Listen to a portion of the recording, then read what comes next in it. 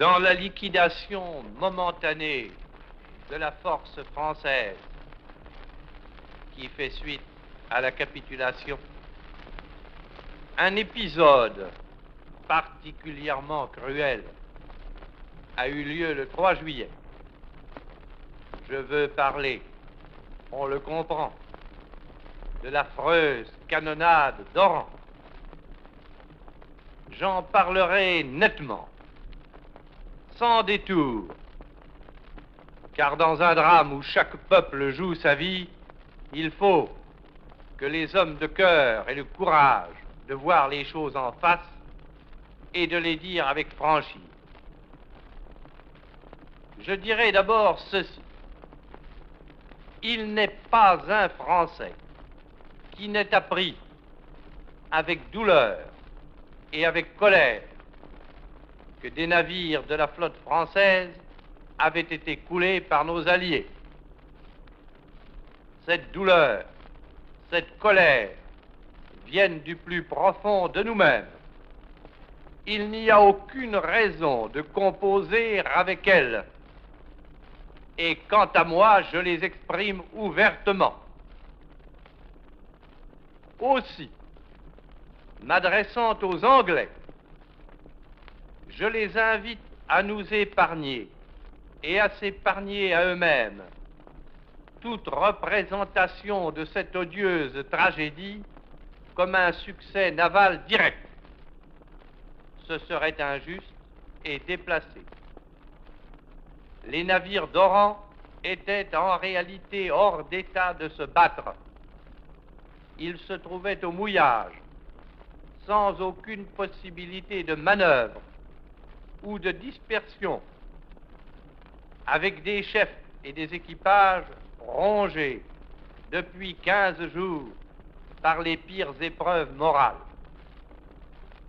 Ils ont laissé aux navires anglais les premières salves qui, chacun le sait, sont décisives sur mer à de telles distances.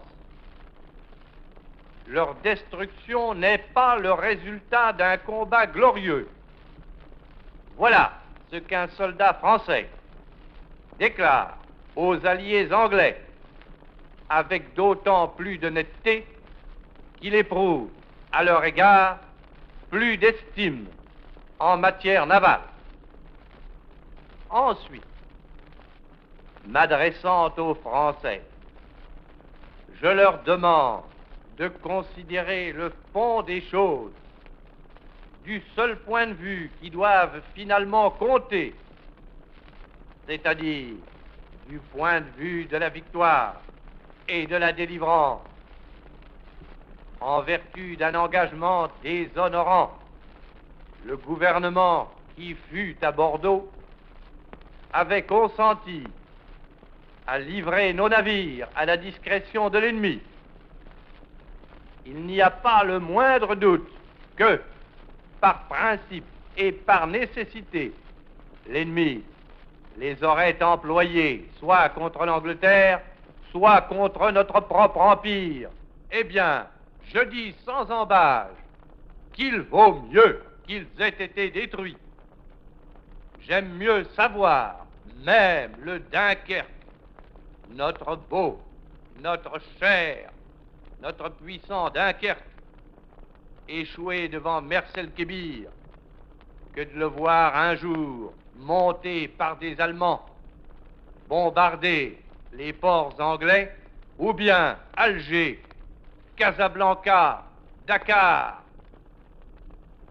En amenant cette canonnade fratricide, puis en cherchant à détourner sur les alliés trahis l'irritation des Français, le gouvernement qui fut à Bordeaux est dans son rôle de servitude, en exploitant l'événement pour exciter l'un contre l'autre le peuple anglais et le peuple français. L'ennemi est dans son rôle de conquérant, en tenant le drame pour ce qu'il est. Je veux dire pour déplorable et détestable, mais en empêchant qu'il ait pour conséquence l'opposition morale des Anglais et des Français, tous les hommes clairvoyants des deux peuples sont dans leur rôle de patriotes. Les Anglais qui réfléchissent ne peuvent ignorer qu'il n'y aurait pour eux aucune victoire possible si jamais l'âme de la France passait à l'ennemi. Les Français dignes de ce nom ne peuvent méconnaître que la défaite anglaise scellerait pour toujours leur asservissement. Quoi qu'il arrive, même si l'un des deux est pour un temps tombé sous le joug de l'ennemi, nos deux vieux peuples, nos deux grands peuples demeurent liés l'un à l'autre. Ils succomberont tous les deux, ou bien ils gagneront ensemble. Quant à ceux des Français qui demeurent encore libres d'agir suivant l'honneur et l'intérêt de la France, je déclare en leur nom qu'ils ont, une fois pour toutes, pris leur dure résolution. Ils ont pris, une fois pour toutes, la résolution de combattre.